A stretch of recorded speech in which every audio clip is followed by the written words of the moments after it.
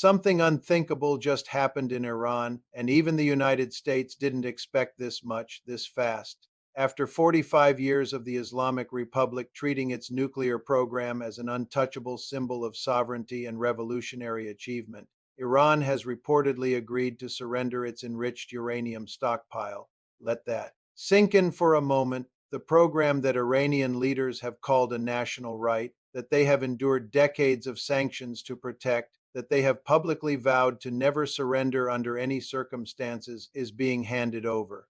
Not because American troops invaded, not because regime change was imposed from outside, but because a carefully constructed economic stranglehold made the choice between the nuclear program and the regime's physical survival impossible to avoid any longer. This is the most significant geopolitical development in the Middle East since the 1979 revolution, and it happened in ways that will be studied as a masterclass in the application of strategic pressure for decades to come. The United States achieved through economic warfare what military threats could not accomplish in half a century, and the implications for how America approaches adversarial relationships globally are as significant as the immediate impact on Iranian nuclear proliferation. The mechanism that made this surrender possible was the American naval blockade at the Strait of Hormuz. To understand why this blockade was so devastating, you need to understand what the strait means to the Iranian economy. Iran's government revenue is almost entirely dependent on oil exports, with estimates suggesting that energy sales represent somewhere between 80 and 90% of government income. Every barrel of Iranian oil that reaches a buyer provides the revenue that pays Zerg salaries, funds proxy organizations throughout the region, subsidizes food and fuel prices that maintain public acquiescence, and sustains the patronage networks through which the regime exercises political control. When the American naval blockade effectively stopped Iranian oil exports by making the strait impassable for Iranian linked vessels, it didn't just reduce government revenue, it cut it off almost entirely. Simultaneously, the blockade prevented the import of refined petroleum products that Iran depends on because its domestic refining capacity has been allowed to deteriorate over years of sanctions and technical isolation. Iran produces crude oil but lacks sufficient refinery capacity to meet domestic demand for gasoline, diesel, and other refined products. When both export revenue and fuel imports were simultaneously cut off, the Iranian economy entered freefall that no domestic policy could arrest. The timeline of economic deterioration that resulted from the blockade compressed what might have been years of gradual decline in 2 weeks of acute crisis. Fuel queues stretching 4 hours appeared in cities throughout the country as imported fuel stocks were exhausted and domestic production proved insufficient, power cuts lasting 12 hours or more daily became normal as the fuel needed to run power generation facilities became scarce. Food prices spiked as transportation costs rose with fuel shortages and as the currency collapsed under economic pressure. The material conditions that had sustained basic public tolerance for the regime, adequate food, electricity, and fuel, disappeared within weeks of the blockade becoming fully effective. Iranian leaders faced a calculation that was existential in its clarity. The nuclear program, for all its ideological significance and all the sacrifices that had been made to preserve it, cannot feed families, cannot generate electricity, and cannot keep fuel in vehicles when a population is experiencing genuine material deprivation.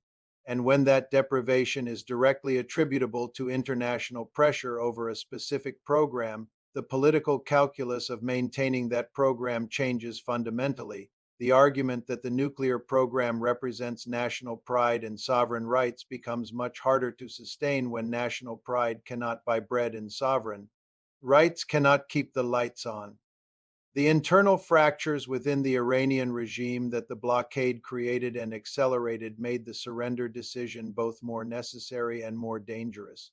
Iran is not a unitary actor making coherent decisions through clear processes. It is a collection of competing institutions with different interests, different threat perceptions, and different calculations about the optimal path forward. The civilian administration led by President Pezeshkian represents the faction that recognized the economic reality most clearly and has been pushing for pragmatic accommodation with international demands. Pezeshkian's team understands that the alternative to diplomatic resolution is total economic collapse that would destroy the state regardless of what position the regime takes on the nuclear program. The ERG, led by figures including Ahmad Vahidi, represents a fundamentally different calculation.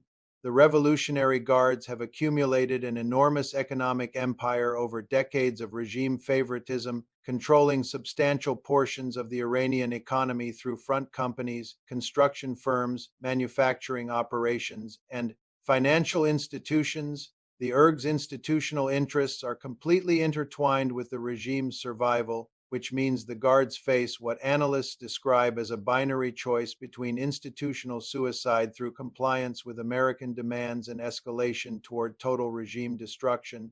The ERG cannot comply with demands.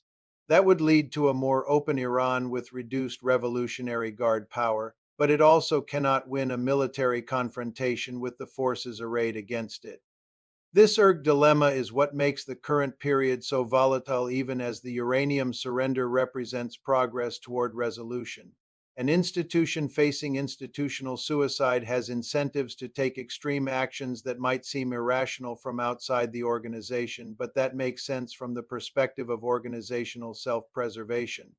If the ERG calculates that compliance leads to its eventual dissolution, it may prefer actions that destroy the regime entirely to compliance that would lead to the same outcome more slowly.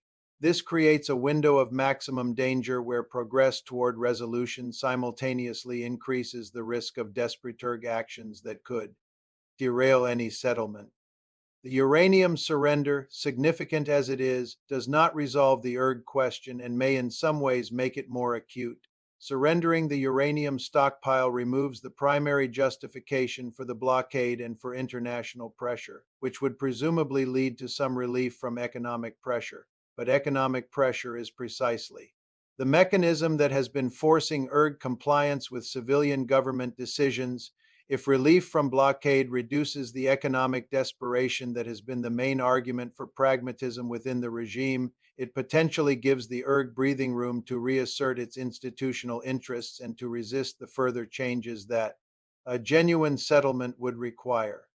The Gulf states of Saudi Arabia and the way are responding to Iran's fragility not by celebrating but by investing heavily in ensuring that whatever Iran emerges from this crisis, whether reformed or simply weakened, cannot again threaten their energy security. The bypass infrastructure that was activated during the crisis, including the Saudi Petroline and the Way's Habshan Fujairah pipeline, is being expanded with massive investment to permanently increase capacity. Gulf state leaders have absorbed the lesson that dependence on any single export route represents vulnerability that adversaries can exploit, and they are determined to ensure that the Strait of Hormuz is never again the only option for their energy exports. These infrastructure investments will permanently alter the strategic geography of Middle Eastern energy in ways that reduce Iranian leverage regardless of how the current crisis resolves. A Saudi Arabia that can export 7 million barrels per day through pipelines that bypass the strait entirely, and that is actively expanding that capacity, cannot be coerced through strait closure in the way that was previously possible. The Strait of Hormuz's strategic importance as a choke point is diminishing with each kilometer of new pipeline capacity, and the process that accelerated during this crisis is now being made permanent through deliberate investment. The international implications of Iran's uranium surrender extend far beyond the Middle East and will influence how other states calculate the costs and benefits of pursuing nuclear programs. North Korea will observe that economic pressure of sufficient intensity forced a reversal of 4 decades of nuclear policy, though Pyongyang will also note the specific vulnerabilities of Iran's geography and economy that made the Strait blockade so effective, vulnerabilities that North Korea does not share to the same degree.